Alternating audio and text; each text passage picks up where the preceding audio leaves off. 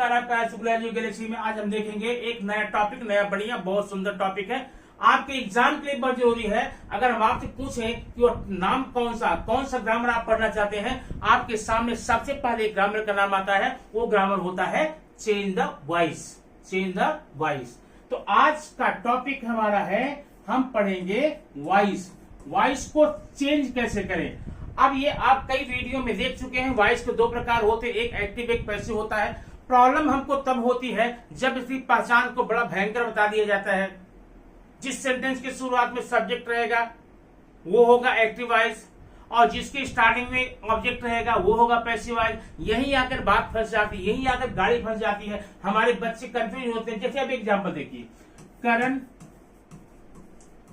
Can solve the paper. Solve the paper. अब यहां पर हमने बच्चों को बता दी, देखो बेटा ऐसा है, करंट सब्जेक्ट है, सेंटेंस की शुरुआत में आया हुआ, इसलिए ये एक्टिव वॉइस हुआ। लेकिन ये सेंटेंस देखिए, करण कैन बी कॉल्ड। अब ये करण देखिए, ये करण ऑब्जेक्ट है, सेंटेंस का ऑब्जेक्ट है। लेकिन ये बात सिर्फ आप टीचर समझते हैं, या जो ग्रामर पढ़ चुका है, वॉइस जानता है, अच्छे से जानता, वो समझता है। वो भोले भाले बच्चे नहीं समझते हैं कि ऐसा कोई क्यों बोल रहा है, सर ने ऐसा क्यों बताया कि इस सेंटेंस में करंट सब्जेक्ट है, इस सेंटेंस में ऑब्जेक्ट है। क्या अंतर भैया, ये करण इस करण से छोटा है क्या, दुबला पतला है क्या, कमजोर है क्या? नहीं ना, तो फिर इसको ऑब्जेक्ट क्यों बोला गया। अब यही आके बात फंस जाती है, बच्चों को वॉइस पहचानने में दिक्कत होती है। वॉइस पहचान नहीं पाते, फिर चेंज करने की बातें छोड़ दीजिए। तो वॉइस पहचानने के लिए सबसे पहले आपको हम आइए देखते हैं, कुछ छोटी बातें दिखाते हैं, जिससे आज के बाद आप कभी भी सब्जेक्ट और वर्ब से, सब्जेक्ट और ऑब्जेक्ट से वॉइस पहचानने की भूल मत करना। आप जिस दिन वॉइस चेंज करना सीख जाएंगे, वॉइस समझ जाएंगे, किसी भी माध्यम से आप बड़ी आसानी से जान सकते हैं कि इसमें सब्जेक्ट कौन है, ऑब्जेक्ट कौन है। फर्स्ट सेंटेंस में करंट सब्जेक्ट क्यों कहा जा रहा है और सेकंड में ऑब्जेक्ट क्यों कहा जा रहा है। ठीक, ये अगर वॉइस आप समझ गए, वॉइस जानते हैं, आप ग्रामर के बहुत अच्छे ज्ञाता हो गए, तब आपको दिक्कत नहीं होगी। प्रॉब्लम यह है कि हम ग्रामर सीखने जा रहे हैं, चेंज वॉइस सीखने जा रहे हैं, वहां पर हमें सब्जेक्ट और ऑब्जेक्ट की कोई जानकारी नहीं है। हम सबसे पहले तो कंफ्यूज हो जाते हैं कि हम भाई सब्जेक्ट पहचाने कैसे, ऑब्जेक्ट पहचाने कैसे। उस चीज को दूर करने के लिए आज से हम आप क्या करेंगे, वॉइस को सब्जेक्ट और ऑब्जेक्ट पहचानने वाले नहीं है। तो कौन, एक छोटा सा नई ट्रिक है, और ये ट्रिक आप पहली बार देख रहे होंगे वीडियो पर, जहां पर की वॉइस को पहचानने की ट्रिक बताई जा रही है। आइए देखते हैं कौन ट्रिक है। आप जब भी वॉइस चेंज करना चाहते हैं, जब भी वॉइस पहचानना चाहते हैं, आपको एग्जाम में पहचानने के लिए भी आता है, जब भी वॉइस पहचानना चाहते हैं तो आप इसी नियम को छोड़ दीजिए। तो क्या देखेंगे, पूरे सेंटेंस में घुमा फिरा करके सिर्फ आप देखेंगे वर्ब। क्या देखेंगे, वर्ब। आप करंट को, सब्जेक्ट को, ऑब्जेक्ट देखना बंद कीजिए, बहुत देख लिए। अब आप ये देखिए, ये आपको एक्यूरेट पॉइंट पर एग्जैक्ट आंसर बताएगा, और इस विधि से वॉइस पहचानने में आपको कभी भी कोई भी त्रुटि, कोई भी चूक नहीं हो सकती। आइए देखते हैं कैसे है। देखिए, अगर आपके सेंटेंस में वर्ब जो है प्रेजेंट फॉर्म में आए, माने फर्स्ट फॉर्म में आए, तो आप 100% बोलना, भाई देखो ये तो एक्टिव वॉइस ही है। 100% क्या होगा, ये एक्टिव वॉइस। क्लियर। और अगर वर्ब आपका सेकंड फॉर्म में है, मेरा मतलब पास्ट फॉर्म में है, तो आप तब भी तुरंत बोलेंगे ये भी देखो भाई एक्टिव वॉइस है। एक्टिव वॉइस है नहीं, एक्टिव वॉइस ही है। अगर आपके सेंटेंस में वर्ब फर्स्ट फॉर्म में आता है या सेकंड फॉर्म में आता है, आप वहां बिंदास क्या बोलेंगे कि ये सेंटेंस जो है एक्टिव वॉइस में है। किसमें है, एक्टिव वॉइस में। ठीक, समझ गए। अब अगर देखिए, वर्ब आपका आईएनजी फॉर्म में आ जाता है, क्या, आईएनजी फॉर्म में, तो भी आप एक्टिव वॉइस बोलेंगे। आपके पास वर्ब के 4 फॉर्म में, फर्स्ट, सेकंड, थर्ड आईएनजी, या प्रेजेंट, पास्ट और आईएनजी। तो यहां पर 4 में से 3 पार्ट, फर्स्ट फॉर्म होगा तो भी एक्टिव वॉइस, सेकंड होगा तो भी एक्टिव वॉइस, आईएनजी होगा तो भी एक्टिव वॉइस। तो फिर बात आई कि पैसिव कब होगा भैया, बता रहा हूं। पैसिव होने के लिए अगर आपका वर्ब, ध्यान देना, वर्ब अगर आपका थर्ड फॉर्म में है या थर्ड में, पास्ट पार्टिकल में, ध्यान देना, जब भी आपके सेंटेंस में वर्ब थर्ड फॉर्म में आता है उसके पहले हेल्पिंग वर्ब कंपल्सरी होता ही होता है, 100% होता है। अब उसी को देख के करेंगे। अगर वर्ब के जस्ट पहले पहले यानी पहले हैज, हैव और हैड दिखाई दे, ये भी 100% एक्टिव वॉइस क्या होगा, एक्टिव वॉइस। और सेंटेंस की शुरुआत में सॉरी वर्ब के जस्ट पहले इन तीनों को छोड़ करके, हैड, हैव, हैड को छोड़ करके बाकी कोई भी हेल्पिंग वर्ब आता है, अदर हेल्पिंग वर्ब, तब जाकर के आप इसको बोलेंगे ये है पैसिव वॉइस। तो ये तो आपको पहचानने का तरीका है और ये पहचानने का तरीका आपको कभी फेल नहीं होने देगा, आपको कभी भी हतोत्साहित नहीं होने देगा, 100% आंसर देगा। ठीक है, वो पहले का जो नियम है सब्जेक्ट और ऑब्जेक्ट का, वो रॉन्ग नहीं है, वो बहुत प्राचीन काल से चला आ रहा है, बहुत पुराने जमाने चला आ रहा है, 100% राइट है। लेकिन उनके लिए जिनको वॉइस समझ में आ गया है, उनके लिए जो बच्चों को वॉइस बदलना सिखा रहे हैं, उनके लिए नहीं जो वॉइस सीखने बैठे हैं। अब जब वहां पहचानने में गाड़ी फंस जाती है, आगे तो दिक्कत हो ही जाती है। तो ये रहा पहचानने की बात। अब जरा 2-3 एग्जाम्पल मैं यहाँ पर देखता हूं, एग्जाम्पल देखकर समझ जाएंगे कि यहाँ पर क्या है। देखिए, पर she calls me, they will be invited today, I can miss it.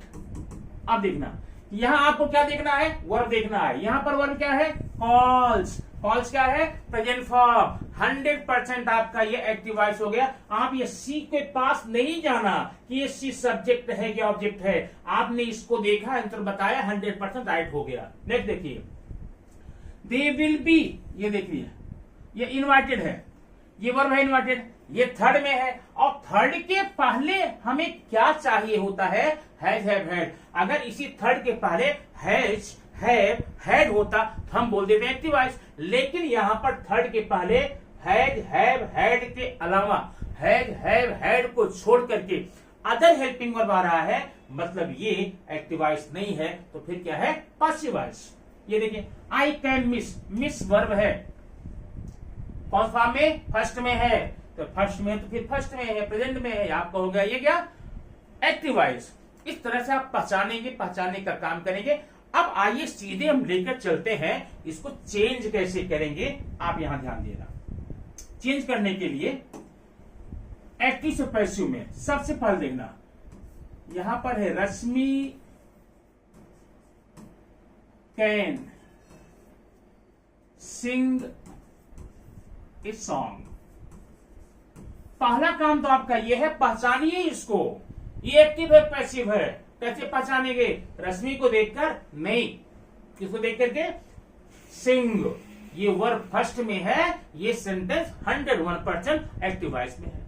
अब एक्टिव से पैसिव में बदलने के लिए आपको टेंस की जानकारी है क्या, नहीं ना। एक बहुत बड़ी प्रॉब्लम बता दी जाती है, अगर आपको टेंस नहीं आता तो वॉइस नहीं आएगा।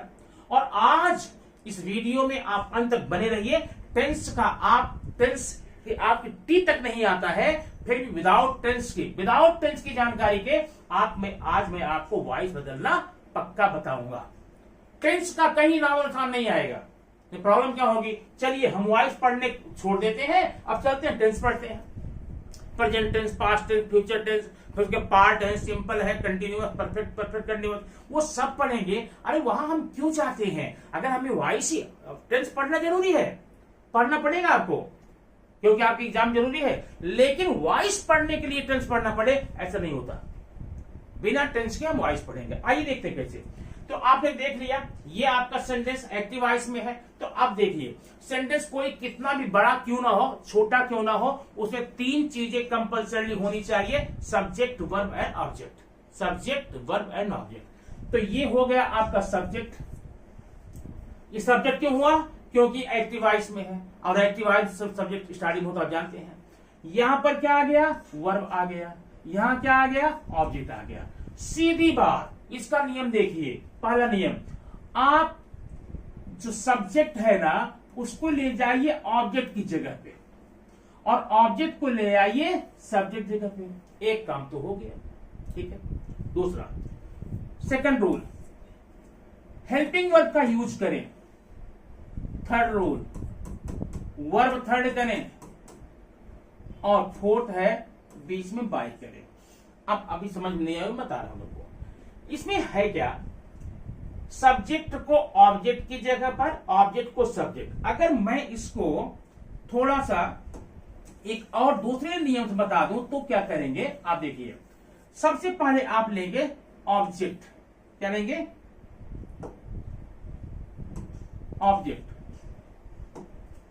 ऑब्जेक्ट लेंगे और ऑब्जेक्ट के तुरंत बाद में चाहिए helping verb plus helping verb. Helping verb के तुरंत बाद में आपको चाहिए वर्ब का थर्ड फॉर्म, वर्ब का थर्ड फॉर्म।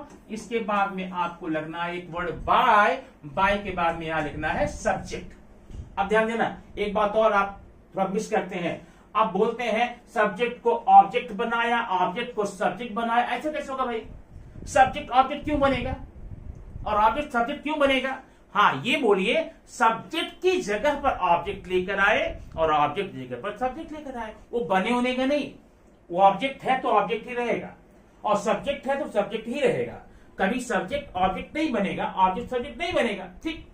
तो अब देखिए, सारे टेंस छोड़ दो, बस आपका यही देखिए 4-5 वर्ड का एक छोटा सा फार्मूला है। इसी के द्वारा दुनिया का कोई भी वॉइस आप चेंज करेंगे आज और अभी। देखिए, अब प्रॉब्लम कहां आती है कि हेल्पिंग वर्ब कैसे लगाएं, यही आपको कंफर्म करना है। यही आपको टेंस वाली प्रॉब्लम से बचाएगा, यही आपको टेंस पढ़ने से रोकेगा ना। यही वो चीज है जो बिना टेंस के आपको करवाएगा। ये क्या करेंगे, आइए थोड़ा सा हम यहां पर एक लेते हैं विराम। आप हेल्पिंग वर्ब कैसे करेंगे जरा देखना।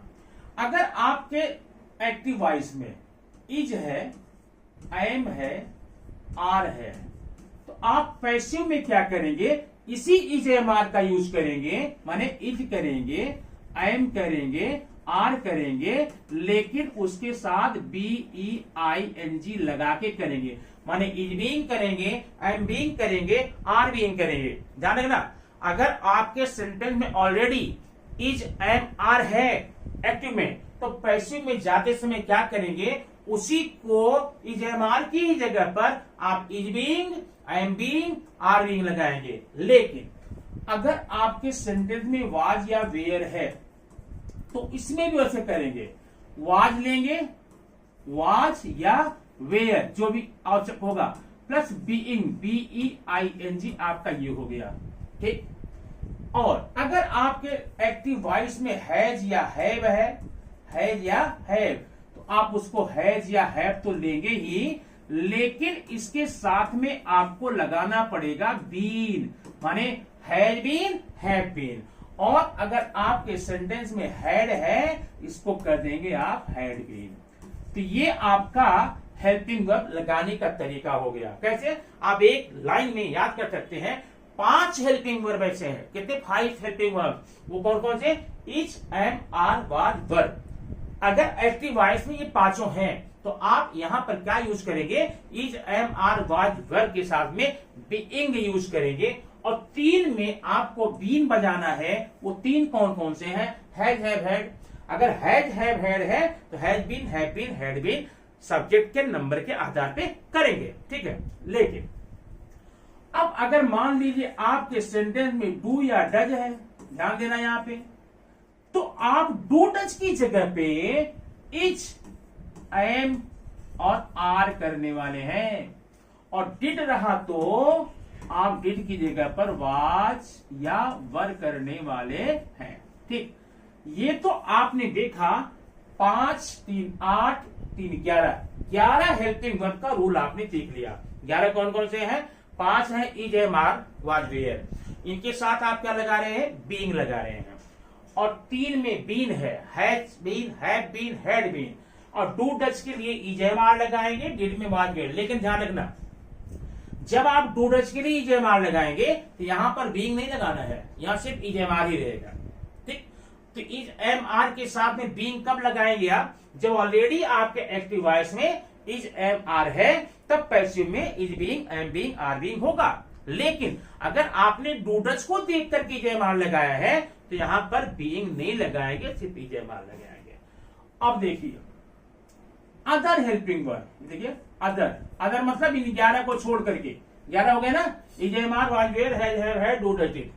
अदर हेल्पिंग वर्ब हो तो उन्हीं को लिखना, वही हेल्पिंग वर्ब लेना जो है वहां पर, उसके साथ लगाना बी। अब जैसे यहां पर कैन हो गया, कैन का can be, could be, should be, would be, will be, shall be, ऐसा। ठीक, और अगर आपके सेंटेंस में कोई भी हेल्पिंग वर्ब ना हो तो वर्ब देखना, वर्ब अगर प्रेजेंट फॉर्म में है तब आप वहां इजेएमआर करना, इजेएमआर, और वर्ब आपका पास्ट फॉर्म में है तो वाज वेयर। जरा यहां पर ध्यान देना, इजेएमआर वाज वेयर दो जगह है, अगर डू डज डिड होगा तो भी इजेएमआर वाज वेयर, और अगर फर्स्ट या सेकंड होगा तो भी इजेएमआर वाज वेयर। तो ये तो रहा आपका हेल्पिंग वर्ब का छोटा सा टेबल जो आपको टेंस के महामारी से बचाएगा, टेंस के अटैक से बचाएगा।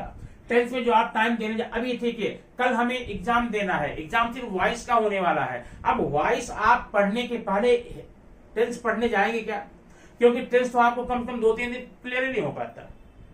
जब वो 2-3 दिन क्लियर नहीं हो पाएगा तो आप वॉइस कर जाएंगे। उससे अच्छा तरीका है टेंस को मारो गोली, आओ हम हेल्पिंग वर्ब की सहायता से वॉइस को चेंज करना सीखेंगे। ठीक है, अब आइए हम वॉइस चेंज कर दिखाते हैं कैसे चेंज करते हैं। अब ये सेंटेंस देखना,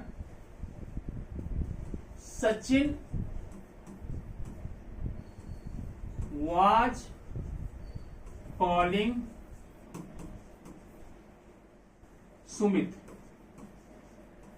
अब देखना, आपका पहला काम ये क्या करना है, पहले ये पता लगाइए वॉइस कौन सा है। ये आइए और देख लेंगे, ये है कॉलिंग, इसी है, ये कॉलिंग है। अब कॉलिंग है वर्ब का आईएनजी फॉर्म, अब जब वर्ब का आईएनजी फॉर्म होता है तो वॉइस तो एक्टिव होता है ना, तो एक्टिव वॉइस हो गया। अब पैसिव बनाए कैसे, ये देखना, ये है सब्जेक्ट, ये है वर्ब और ये है ऑब्जेक्ट। पहले हम क्या लेंगे, ऑब्जेक्ट। ऑब्जेक्ट क्या है, सुमित, सुमित। अब चाहिए हेल्पिंग वर्ब, ध्यान देना, यहां वाज है ना, यहां वाज है कि वाज वेयर लिए क्या आपने पढ़ा था, वाज बीइंग, वेयर बीइंग। अब एक बात और कंफर्म कर लेना, अगर यहां पर वाज है इसका मतलब ये बिल्कुल नहीं है कि वाज बीइंग लगाएंगे। वाज है तो वाज बीइंग भी हो सकता है, वेयर बीइंग भी हो सकता है। कैसे, वाज क्यों है, सचिन सिंगुलर है। अब अगर सुमित को यहां पर ला रहे हैं, सुमित क्या है, सिंगुलर है, तो वाज बीइंग ही होगा। अगर यहां मैं बॉयज कर दूं, गर्ल्स कर दूं, तो आप जब बॉयज या गर्ल्स इधर लाएंगे उसके आधार पे, नाउन या प्रोनाउन के नंबर के आधार पे हेल्पिंग वर्ब में स्लाइटली चेंज होता है, नंबर के आधार पे। ठीक है, अब यहां खैर सिंगुलर है, तो सुमित हेल्पिंग वर्ब क्या है, was, Sumit was being, Sumit being. अब सब्जेक्ट था, हेल्पिंग वर्ब था, वर्ब थर्ड फॉर्म में। आपके एक्टिव वॉइस में वर्ब चाहे जिस किसी फॉर्म में हो, लेकिन पासिव में आपको थर्ड ही करना है, वाज बीइंग कॉल्ड। हो गया, लास्ट का अगला क्या है, बाय, बाय बाद में सब्जेक्ट, ये है सचिन। ये दोस्तों हो गया आपका सेंटेंस चेंज। अब दुनिया का कोई भी सेंटेंस हो, कितना बड़ा सेंटेंस क्यों ना हो, आप बस ये एक लाइन का रूल्स याद रखें और उस रूल्स के आधार पे आप बड़े ही आसानी से वॉइस को चेंज कर सकते हैं, बहुत आसानी से। अब कोई दूसरा नियम है ही नहीं है, क्योंकि यहां पर टेंस की बात है नहीं। अगर ये टेंस रहेगा तो वो करेंगे, वो मित्र में करेंगे, टेंस का तो नाम ही नहीं है, इतने में पूरा का पूरा वॉइस आप चेंज हो जाएगा। एक देखना है और यहां पर, ही रोट अ लेटर, ध्यान देना, ये सब्जेक्ट हो गया, वर्ब हो गया, ऑब्जेक्ट हो गया। पहले क्या लेंगे, अ लेटर, अ लेटर हो गया हेल्पिंग वर्ब। अब ध्यान देना, ये सेंटेंस में कोई भी हेल्पिंग वर्ब नहीं है, तो वर्ब देखेंगे, वर्ब रोट है, रोट सेकंड फॉर्म में है, पास्ट फॉर्म में है। आपने हेल्पिंग वर्ब का टेबल क्या देखा था, जब वर्ब सेकंड फॉर्म में है आपको लगाना पड़ेगा या तो वाज या तो वर्ब। तो अ लेटर है तो क्या लगाएंगे was, a letter was verb का third form written, a letter was written by he. अब यहां एक देखना, अगर प्रोनाउन है तो ही का ऑब्जेक्ट क्या हिम होगा ना, ही को यहां ले जाएंगे, लगा लेंगे हिम।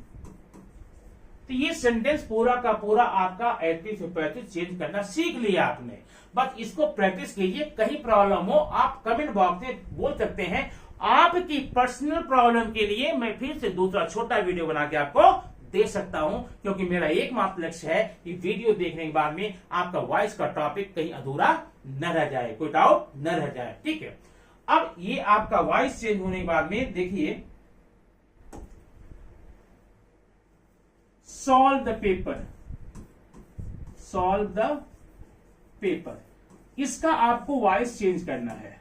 ठीक है, लेकिन ये आपका इंपरेटिव सेंटेंस है, ध्यान देना, असर्टिव नहीं है। तो इंपरेटिव सेंटेंस में वॉइस चेंज करने का एक दूसरा छोटा सा प्यारा सा बढ़िया सा नियम होता है, बहुत सिंपल। देखिए, जब भी आपको कभी भी इंपरेटिव सेंटेंस मिले और आपको वॉइस चेंज करना हो तो सबसे पहले आप ले लेना ऑब्जेक्ट। क्या फॉर्मूला है ये, object plus should be, object should be plus verb third form में। ये फॉर्मूला है किसका, इंपरेटिव का है। अब देखिए, सॉल्व द पेपर, ऑब्जेक्ट कहां है, the paper, the paper should be solve. Open the window should be open. Shut the window should be shut. Call the man should be called. मतलब ऐसा आप हजारों सेंटेंस बना सकते हैं इंपरेटिव में, उसका वॉइस चेंज कर सकते हैं। दोस्तों, ये तो रहा आपका एक्टिव से पैसिव बनाने का दुनिया का सबसे छोटा वीडियो, सबसे आसान video.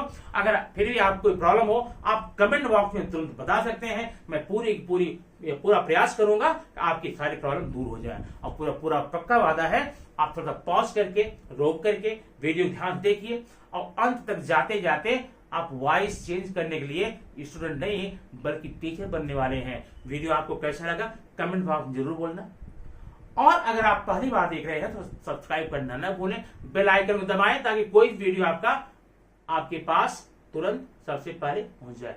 Thank you very much, फिर मिलते हैं नेक्स्ट वीडियो में कुछ ऐसे टॉपिक के साथ।